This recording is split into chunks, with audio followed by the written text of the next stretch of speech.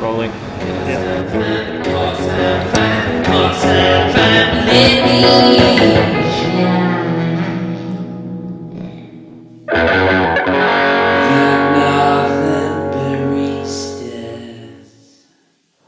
are we doing, folks? I'm Niall, one half of the Northern Baristas. And I'm Joey, the better half of the Northern Baristas.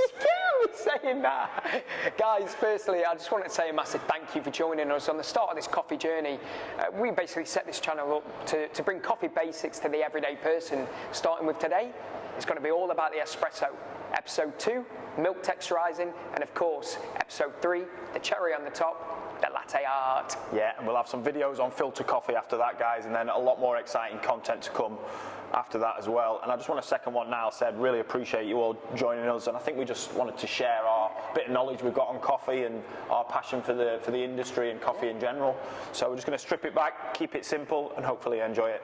Perfect. So, episode 1, how to get that basic espresso tasting the best it can possibly taste. But before we do, let's talk about the equipment you'll need to get this. Yeah, let's get into it. So we're going to need an espresso machine, guys. We're quite lucky, aren't we now? We've got the Lamazocco lineamini.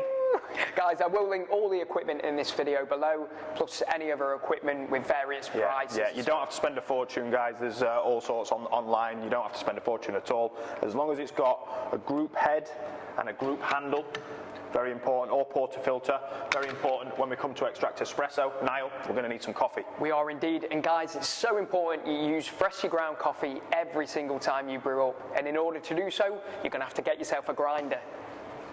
And guys, we also need some accessories. A scale, super important for consistency. Niall, you'll link it. And a tamp, which Niall will show you around later. Super important for compressing your coffee. And lastly, most importantly, Niall, the coffee. Guys, there's so many beautiful blends out there, and again, you guessed it, we'll link our favourites below. But if you go into a coffee shop and you like the taste of a coffee, just go up and ask your barista, what beans are they using? We do like baristas, don't we now? Yeah, we do. They don't buy unless you ask. So, to get your espresso tasting the best it can possibly taste, you're going to have to follow a recipe. And our recipe consists of 3 parts. Number 1, dose. This is exactly how much freshly ground coffee goes from your grinder into your group handle basket. Number 2, yield. This is how much liquid you're going to extract from the coffee machine into the cup of coffee you end up drinking. And number 3, time. This is how long it takes to get there. Yeah, well said, Niall.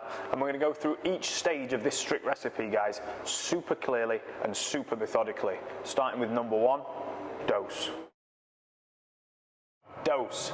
As Niall mentioned before, this is the amount of freshly ground coffee that ends up in your group handle basket before brewing.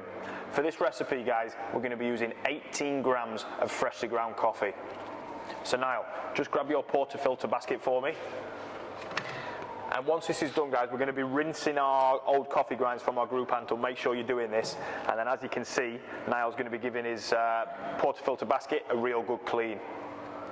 Once that's nice and clean, Niall, straight onto your scale, please, for me, mate. And just tearing it to 0. Just make sure your scale is reading 0 at this point, guys. Once that's done, into your grinder, please, Niall. And we want 18 grams of freshly ground coffee.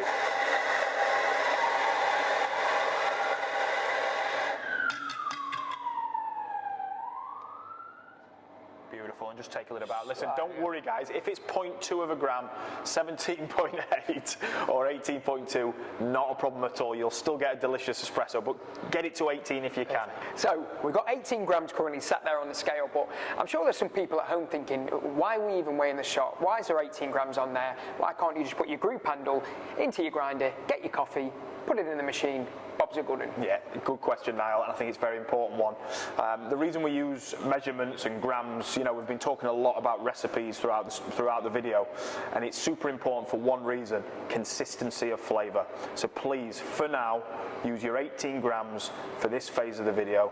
Dose. I suppose it's like baking a cake. You just wouldn't shove your flour, your eggs, your milk into a bowl and go, yeah, I've got enough there. You'd weigh it out for that consistency and to get the best tasting cake out there. Exactly that, now. Exactly that. Mate, I think it's time for the tamping.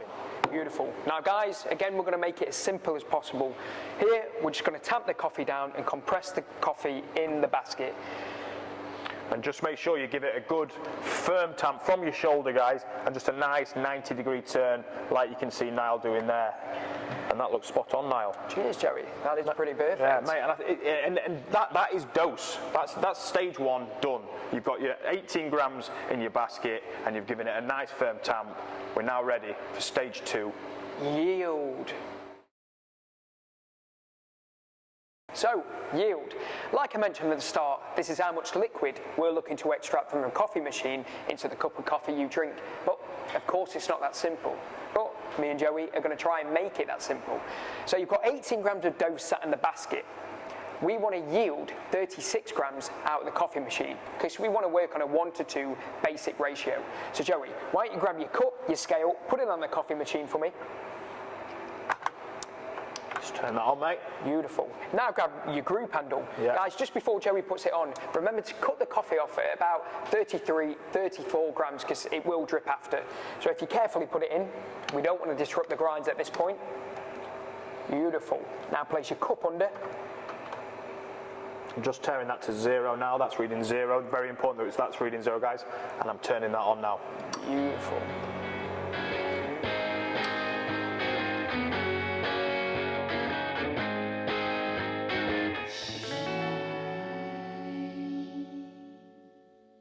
So, that's yield in a nutshell.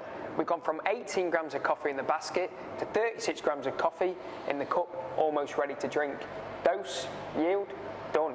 That moves on to our third step, time. Now, I'm not going to lie, time is the most complex out of the three, isn't it, Joey? It 100%, is. But 100%. the title of the video is how to make that basic espresso. So we're obviously going to try and teach you how to make time as basic as possible. So Joey, over to you. How would you make time as basic as possible to everybody watching at home? Yeah, as Niall said, the time stage of the recipe is definitely the most complex of the stages. But we're going to try. We want to simplify it and put it in a nutshell as best we can. Yeah. So essentially, we need to extract our espresso over a certain amount of time. The reason we do this is to extract the perfect amount of flavour from the espresso or the coffee in the basket. If we're extracting it too quickly, so the water is passing through the coffee too quickly, we're not extracting enough flavour from the coffee. On the other hand, if we're extracting the coffee too slowly, or the water is running through too slowly, it's extracting too much flavour from the coffee. Both of these will result in an unpleasant tasting espresso. And I'm sure we've all had a few unpleasant espressos in our time. How about a few from you, mate? You can't! I'm only joking, he makes a banging espresso. And guys, the time frame we're looking for to extract that perfect amount of flavour is anywhere between 34 and 38 seconds. And Niall, am I right in thinking for what affects the time stage of the recipe isn't the espresso machine? No, it's not. It's this bad boy, It's right? the grinder, and guys, that's where we're going to move across to the grinder.